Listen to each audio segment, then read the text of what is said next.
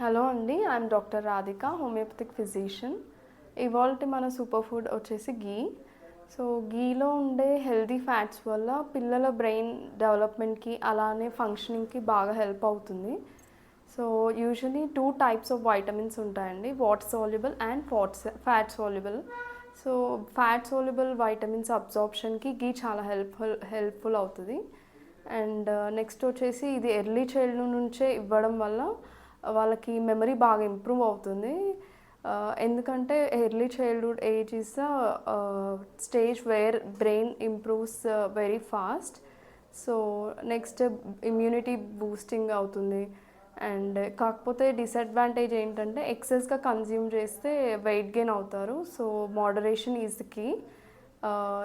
ఇన్ఫాంట్స్కి అయితే అరౌండ్ ఒక few drops అట్లా వేస్తే సరిపోతుంది.